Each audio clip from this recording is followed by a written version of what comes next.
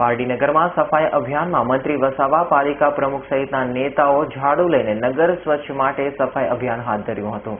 દેશના વડાપ્રધાન નરેન્દ્ર મોદી અને રાજ્યના પ્રથમ મહિલા મુખ્યમંત્રી પ્રેરિત 2 ઓક્ટોબર 2014-25 થી 2 ઓક્ટોબર સુધી શરૂ થયેલા સ્વચ્છતા અભિયાન સપ્તાહની ઉજવણીના ભાગરૂપે પારડીનગરમાં શનિવારની સાંજે પારડી 4 રસ્તા પાસે સ્વચ્છ પારડી સુંદર પારડીના નારા સાથે સફાઈ કામદારોની ઇકબાલ માલિકની ટીમ સાથેની સામગ્રી જેસીબી, છોટા હાથી, ટેન્કર, હાઇડ્રોટિક લઈને ઝાડુ લઈને કામે લાગ્યા હતા। જેમાં કાર્યક્રમનું સંચાલન બાંધકામ અધ્યક્ષ નિલેશ પટેલ, કારોબારી અધ્યક્ષ કેતન પ્રજાપતિ, શહેર સંગઠન પ્રમુખ અરવિંદભાઈ શોખારિયા, સરકારી અધિકારીઓ અને નગરજનો ખાસ ઉપસ્થિત રહ્યા હતા।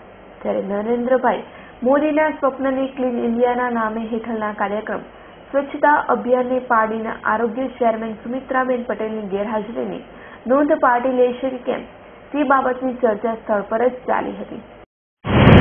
સ્વચ્છ ભારત નિર્મળ ભારત અભિયાન અંતર્ગત આજે સ્વચ્છતા અભિયાન હાથ ધરવામાં આવ્યું।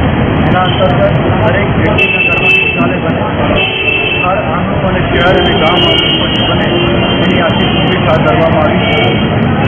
માનનીય પ્રધાનમંત્રી એ કાર્યક્રમને આગળ અમે વધારશું। 2 ઓક્ટોબર અથવા રાજ્યને સ્વચ્છતા દિવસ તરીકે ઉજવવાના છે। ત્યાં સુધી આપણા દરેક વ્યક્તિના જીવન પાલન કરીએ અને સ્વચ્છ રહેવાનું છે। જ્યાં સ્વચ્છતા હોય ત્યાં પ્રભુત્વ હોય, જ્યાં સ્વચ્છતા હોય ત્યાં સ્વાસ્થ્ય હોય એવી મનોકામના કરીએ। નગરમાં મહાત્મા ગાંધી સ્વચ્છતા અભિયાન મનાવીએ જે પ્રોગ્રામ છે અને અમને જે સરકાર તરફથી બધા સાધનો મળેલા છે તો આજે એનું ત્યાં લોકાર્પણ કરવામાં આવ્યું છે। સ્વચ્છતા અભિયાનનું ઉદ્ઘાટન શ્રી ગોવિંદભાઈ વસાવા સાહેબ થ્રુ કરવામાં આવ્યું છે।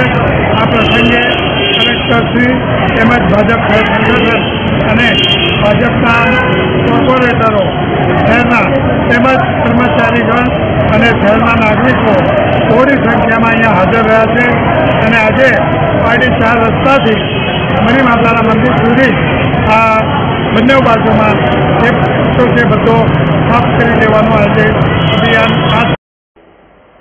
અમૃત પટેલનો રિપોર્ટ, S9 ન્યૂઝ, પારડી।